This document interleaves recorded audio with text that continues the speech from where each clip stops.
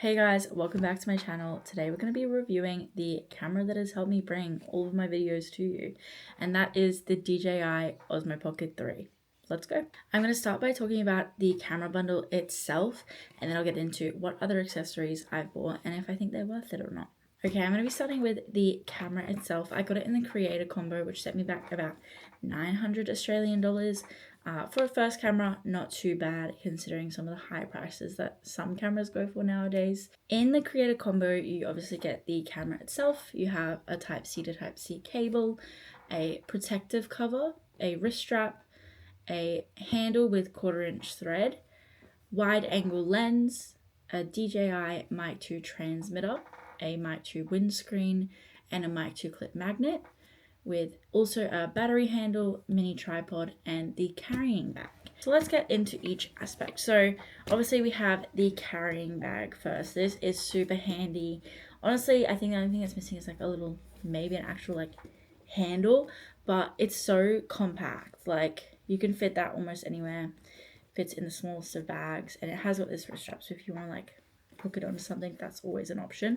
And it's this nice, like, I want to call it leather backing, so it's super almost waterproof, basically. Very sturdy for what you need it for. So inside the bag, it looks a little bit like this. You have 5 compartments in the bag, so you've got 2 on the longer side, one just that's empty. This side has, on the middle here, has got some storage slots sewn into the side here. You've also got the middle compartment here, and then 2 side compartments here. Super easy to store everything. Everything, or almost everything, fits in this bag perfectly that it comes with, and it's super easy to carry around, so you've got everything there. One of the first things you get is a Type-C to Type-C charging cable. This is pretty standard nowadays with all the new like iPhones sort of doing Type-C, so I don't really use this. I just use like my iPhone charger. Works super well because it goes with everything. And you also get a little wrist strap that goes on the Osmo itself. This I've never really used, but it is handy because the camera is so small that you could just carry it around on your wrist like this and it wouldn't be too much pain. I just have never really had a use for it because I like tucking it away in the bag, so I know it's safe. And then you also get this Osmo Pocket 3 case. And in here it also stores the wide angle lens and a blackness filter. The blackness filter doesn't actually come with it. It is a separate cost, and I haven't bought it yet. I think it's for exposure because I'll get into it later, but the Osmo has some issues with exposure control. But I have ND filters instead of this, but it's handy that you can also put them in here. With this case though, I will show you, it is sort of bad. You put it in, it is only protecting one side of the Osmo, which yes is supposed to be the screen side. However, because it's open, say if you don't have it in here, you have it in a bag and you just want to take that with you, it might rub up against things and then the gimbal just moves and it could then expose the lens, get scratches on it. So I actually put an alternative to this, which I will show you later when I make accessories, but I never bring this with me. I put it in a drawer. I don't really use it just because of how I just don't find it helpful. Next is the handle with the 1/4" thread. So this, you basically need to put any attachments on it, specifically the tripod. The Osmo Pocket 3 only has a USB-C charging port on it, so you do need this handle to click in and then screw in the tripod or put it on another tripod or any other adapters like that. So it is a little bit annoying, but I do like it because the Osmo, when holding it just by itself, can be quite small, especially when you have a landscape. To have that proper grip at the bottom, it's really nice to have this extra length on it. The next is the battery handle, which also just clicks into the USB-C charging port. It does have the 1/4" thread on the bottom as well, so you can pop this below it and then on the tripod. It also lengthens it even more. It has a button on it that clicks and tells you if it's charged or not. This one's currently dead, unfortunately, but it does, I'm not sure how much extra battery it gives. It is handful just to have a backup, and then you can charge this while you have charge on your Osmo. So then just if it dies on longer days, you have a little backup. And then you have the mini tripod. This is super handful. The Osmo doesn't actually stand up on its own, annoyingly, because obviously the weight isn't exactly balanced. But it is such a small tripod, it is not really much of a hassle setting it up anywhere. Very similar to like a little iPhone sort of tripod that you can get. I find it super easy to use and I really like it. It's just not very adjustable in height. It only stands at one height, but I guess you can use the battery handle or the other little handle if you want to sort of give it different heights. It just doesn't have an adjustable height itself. Next you have the DJI mic transmitter 2. This is super handful. It, especially when I vlog, it is just so easy to sort of pick me up a little better with this instead of just the camera audio. Also good for voiceovers. It's got really good quality, I think, and it's just Bluetooth to the camera, so it's super helpful. The only annoying thing is that it doesn't Bluetooth to like your phone, so you can't really use it for like other things if you're just filming on your phone, sadly. But I think that is more an iPhone issue rather than an issue with the actual transmitter itself. It also comes with a little windsock which just clips on the top there. And the last thing it comes with, it does have a clip on the back that you can clip on a shirt, but just in case you don't want to use that and want to go a bit further down, it also comes with a little magnet. You can magnetize it on and go on your shirt. The last accessory that comes with the kit is a little wide angle lens. This is a magnetized lens, so it's super easy to get on and off, just clicks onto the front camera. It does give that wide angle perspective, so it just, for vlogging and stuff like that, it gives a little bit more. It says 0.75 times 15 mil. Gonna be honest, I don't know what that means off the top of my head, but it's not a huge difference. Like, you can't stack this in an ND filter, so I just use my ND filters most of the time because that is more important to me than just a little bit of a wider frame. Okay, now we get on to the actual camera itself. All in all, I think this camera is really fun. I think it's great quality and it's super useful with the gimbal. And it's so compact and small. It is the best camera for, it's very easy to set up as well, I will say. Like, you quickly click in the tripod, pop it up, and you're ready to go.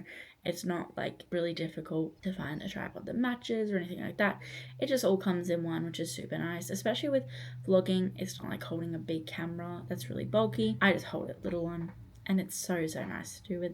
And it's, honestly, I'm not great at vlogging in public, so it's really nice that it's a lot more not as noticeable. The gimbal does really well, I will say, because the gimbal is there, like say you're looking up and then looking down, it sort of gets stuck a little bit, so obviously it wants to keep level, so it won't always look down at what if you're trying to show something. You will just have to use the joystick for that function, but I've never had too much issues with it. There's a range of settings which is really nice. It does take a little bit of while to figure it out a little bit. There's super fun features as well, like the live track feature is really helpful. I've never really had to use it yet, but it would be good for someone trying to show multiple things in one frame and wanting to follow someone.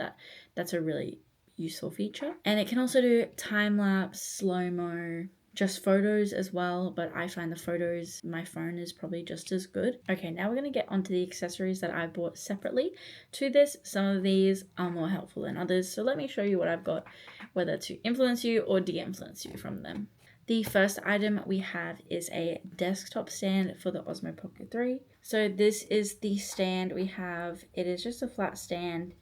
The Osmo clicks in. So this is useful if you don't want to use the tripod or don't have enough space to use a tripod because it's a lot smaller.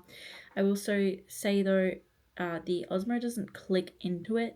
So if you're going to lift it, it does come loose. So you sort of just want to keep it in one place. It's useful, but I've never really had to use it yet because I have enough space to normally always use the tripod, but maybe one day I will use this. I just don't think it is necessary for me. The next thing we have is a magnetic mount for the Osmo Pocket 3. Now this I have never really had to use. I was influenced by this by people online. So it just clips apart like so. You clip it in and then clip it up. So it's definitely secure while in it. And it does have a sort of long rectangular mount, so it's not, you obviously have to have a decent thing to mount it to. I have just never had a reason to use this, and it's quite bulky, and with it you can't use any other like case or anything, and the case I use currently does interfere with this, hence why it is just a bit of a hassle to get on and off. That's why I don't necessarily use it, but all in all, it's quite a good piece of equipment if you're looking to, like, if you are vlogging, wanting to maybe do outfits sort of thing, this would be good to sort of have. The next thing we have, which is pretty standard, is just lens and screen protectors for the Osmo Pocket 3. Obviously it has the one lens at the top and you've got the rectangular screen, so this is just good for any piece of equipment you own, I recommend, because you don't want it getting scratched. That's going to affect your quality. I'm not sure how much lenses go to replace, but I would rather not risk it with something like this.